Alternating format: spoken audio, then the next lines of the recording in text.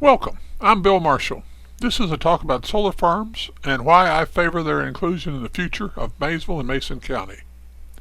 As we look for our best way forward, I hope that you will find this video informative. If you differ with any of the information I present, I hope you will advise me of an alternate source that will expand my understanding. We all want a substantial, sustainable future for Mason County. I hope that we can agree on the facts and then make decisions on how to move forward in the correct. I believe that by just following those current trends, we will not take Maysville and Mason County to a good destination. With that concern in mind, I've been researching solar for over 2 years. For full disclosure, my research has led me to favor solar farms in Mason County. Let's get started. As we discuss if solar has a place in our future, let's first look back at our history and check on trends. Ever since settlers have first arrived in our area, no matter how they arrived, by boat or through the Cumberland Gap, residents of our area have realized that for their community to flourish, they had to embrace change to meet each era's reality. Thus, all the time since Kentucky was settled, change has been the one constant. When we remember just a few local industrial enterprises, it becomes obvious that change has been constant. Each of these enterprises has contributed to our area, but our area has always been able to nurture the growth of each, benefit while an enterprise was at its zenith, then realize when it was time to develop new opportunities. The community has coped with this evolution and now has these enterprises and more. We even have an industrial authority actively recruiting more candidates. We must never think our ability to prepare for the future is done. We, like our forebears, must continue to react to the reality of our time. As we consider our decision on solar, we need to clearly consider current land trends and the viability of each of our alternatives. Historically, land outside of towns and developed areas has needed to generate enough profit to allow its owners to reinvest in its land's operation, service their debt, pay taxes, living expenses, and hopefully allow the owner to put some savings aside. Even when farm incomes have dropped, cash profits are needed to meet expenses that continue to grow. To cope, farmers developed off-farm income. Even with that off-farm work, these folks continue to expect the land to help offset some of its cash expense. I say usually because some landowners do not depend on income from the ground. Rather, they consider the land's maintenance an expense necessary to support their desired lifestyles. Much as selecting a hobby, where to vacation, or other decisions, they consider personal costs rather than business investments. I commend these folks for their prosperity and value them in our community. I support their right to spend for their lifestyle choices. Areas close to population concentrations often have all available land owned by folks making these types of lifestyle choices and who do not need the land to make any contribution to support them or the greater community. Our area is not such a location. As a community, we must nurture opportunities to make the land ownership sustainable, both economically and environmentally. Rural land use has always been primarily an effort to harvest the energy of the sun. This has been done in many ways. To name a few used by our forebears: harvesting the native lumber, let their animals graze on the native grasses, then quickly started growing crops to feed themselves and their animals. Over time, the crops became more specialized as farms moved from subsistence agriculture to more mercantile form of agriculture. Rather than chronicle all major transitions, let's jump forward to the rural land use in the recent past and current trends. As recently as the 60s and 70s, most solar energy was gathered by these local rural enterprises. Dairy was a mainstay of Mason County agriculture. Cattle need forage in the form of grass, hay, corn, both silage and grain. When animal waste was returned to the land, it helps maintain the soil fertility with less need for commercial fertilizer. The need for pasture, hay, corn, led to a gentle crop rotation of 5 years or more. This rotation was very good for the land.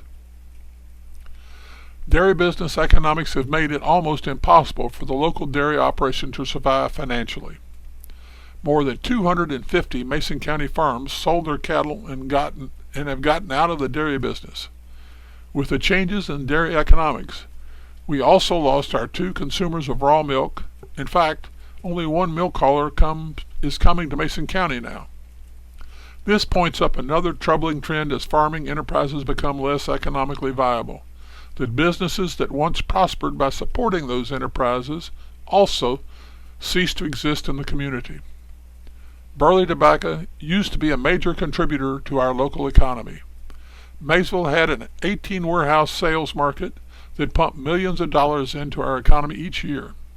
While some tobacco is still grown locally, it is not the economic engine that once largely supported land ownership.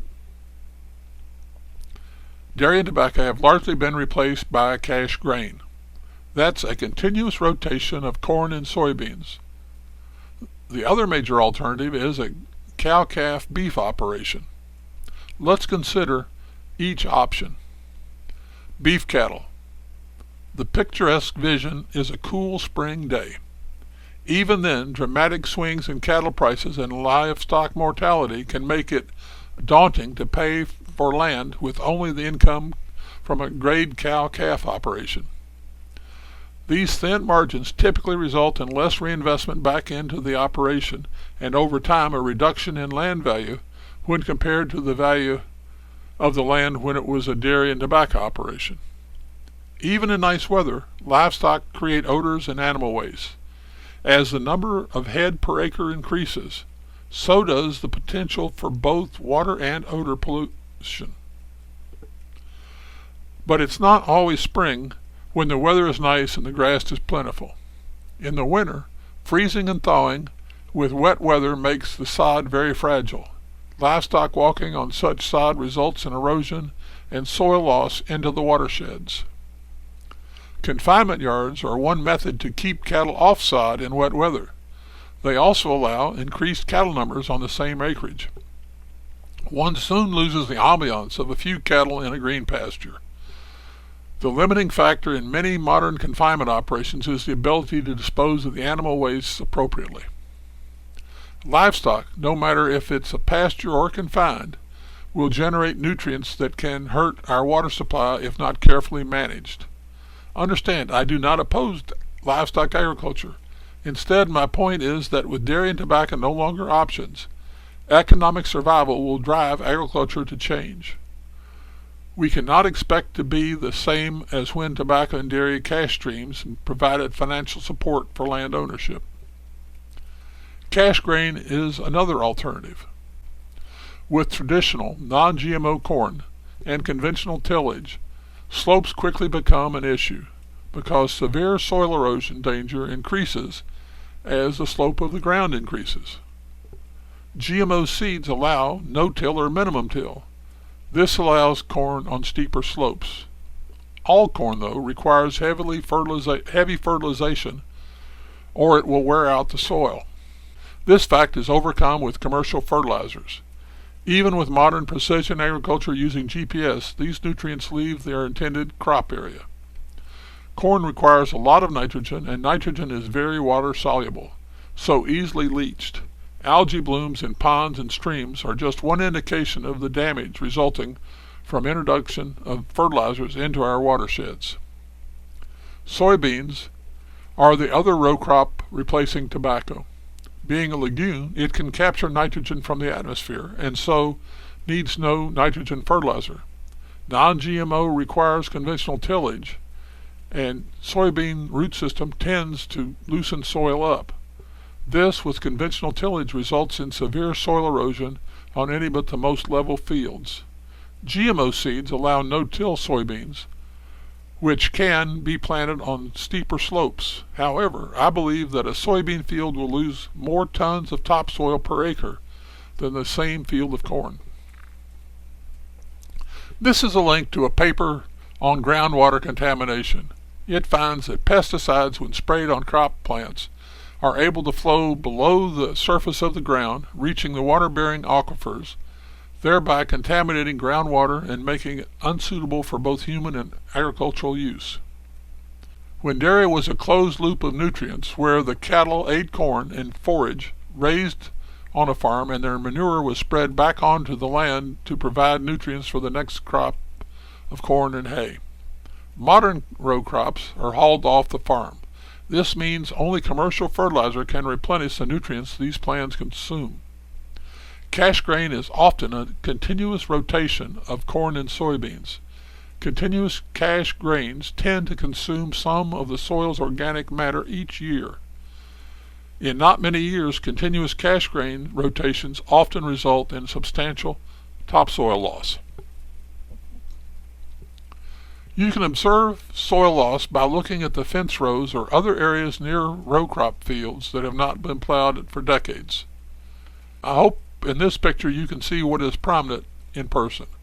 This is a family cemetery that has not been plowed since settlers arrived in Kentucky. Several years ago, the eastern edge was extended into an area that had been row cropped in corn and soybeans. Note the distance between the lower rail. So this is where the fence had been, and it was extended in this direction. And I hope that you can see how much more room there is under the fence rail here than there is here. And this is simply because row crop over the decades has caused a soil loss. If you cannot see the picture, try the experiment as you go near row crop fields. Look at stream banks and road ditches near continuous corn or soybean fields. As you examine the topsoil along the stream edge or in the road ditch, ponder how much has already washed down the stream. It does no good to pine for the past or bemoan the present. Our task is to find multiple alternatives for the best way forward. If we succeed, our future will be even better than our past. For those who cannot afford land ownership only as a lifestyle choice, we need a sustainable enterprise that can support land ownership and also our general community. Grade livestock operations cannot match the revenue of dairy or tobacco. Continuous row crops are hard on the land, its watershed, and require larger and larger acreages to be economically viable. Solar farms have rock roads in high traffic areas, grass sod in all other areas under and near the panels. Also, all solar farms are subject to strict guidelines for stormwater drainage as well as environmental permitting. Each site will go through a rigorous planning phase, including the following: delineation of the site watersheds, identification of internal drainage areas, completion of a high-level calculations, typically reports on the rational method for calculating peak flows, confirmation that stormwater and management is or is not required for the site, estimation of the scale and locations of accommodations that are required for stormwater storage. These studies ensure that the project's water will be well managed and will have no effect on their neighbors' operations. There is very little risk if the developer uses polycrystalline silicon solar panels, which do not contain harmful chemicals or gases. These panels contain mainly silicon, aluminum, and glass. Since they're solid metals, as opposed to liquid, there's no risk of leakage of fluids or gases if the panels crack or break.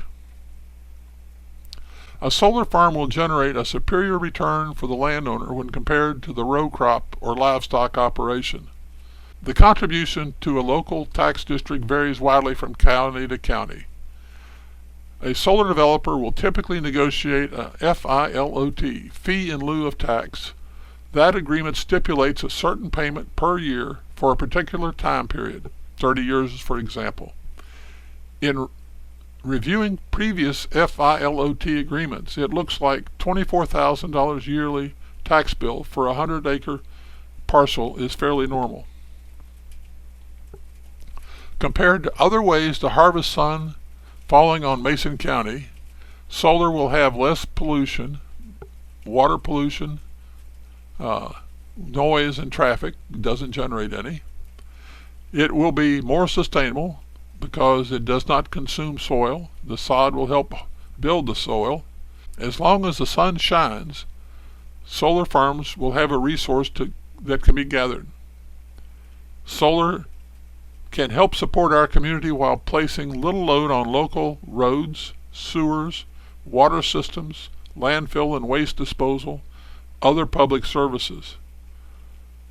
And it will employ more people during operation than row crop or livestock. Allowing solar farms in Mason County does not constrain other land uses in the area. It does benefit compared to the alternative land uses of corn, soybeans, or beef cattle. What better way to measure a new enterprise than with the goals stated in the comprehensive plan for Maysville-Mason County? Solar farms can improve our quality of life because compared to current land uses, solar reduces soil erosion, fertilizers leaching from crop fields into our environment. It reduces pollution from row crop herbicides. Solar farms provide a viable alternative to sod and grass being cut up by livestock on pastures in wet weather.